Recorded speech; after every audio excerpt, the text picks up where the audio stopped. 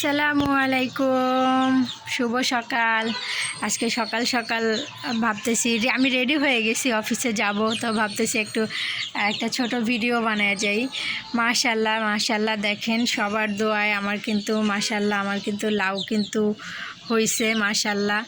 এই দেখেন, এই একটা লাউ হয়েছে, তারপরে এই যে এইখানে একটা হয়েছে, ওই যে ওইখানে কিন্তু হয়েছে, আর একটা তো মাশাল্লাহ ভালোই বড় হয়েছে। এই যে এইটা কিন্তু মাশাল্লাহ ভালো বড় হয়েছে। আপনাদের দোয়ায় সবাই দোয়া করবেন আমার লাউগুলোর জন্য, যাতে আমার লাউগুলো খুব সুন্দর মতো বড় হইতে পারে, আর সবগুলো লাউ যাতে বেঁচে থাকে। আমি অনেক শখ করে এই গাছগুলো লাগাইছি।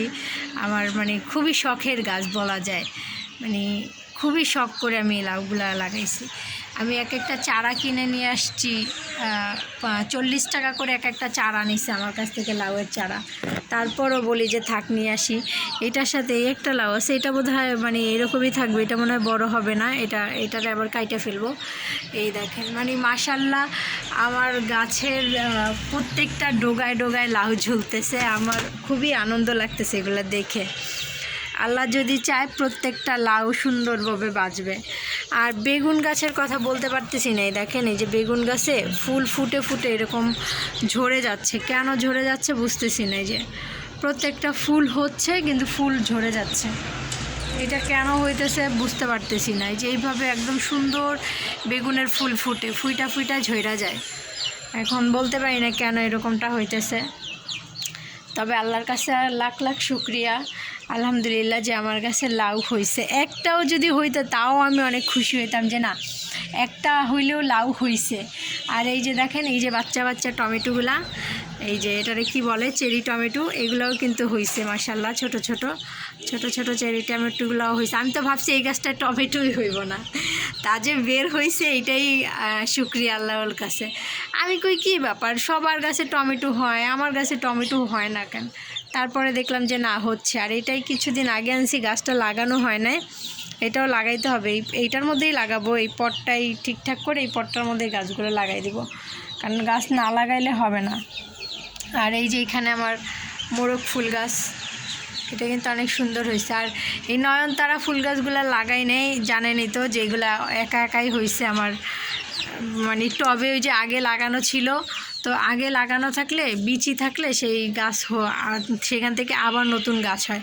দেখেন প্রত্যেকটা ডালে ডালে নয়নতারা ফুল ফুটছে, প্রত্যেকটা ডালে ফুল, একটা ডালও মিস নেই, প্রত্যেকটা ডালে ফুল, সুন্দরভাবে ফুল হয়েছে।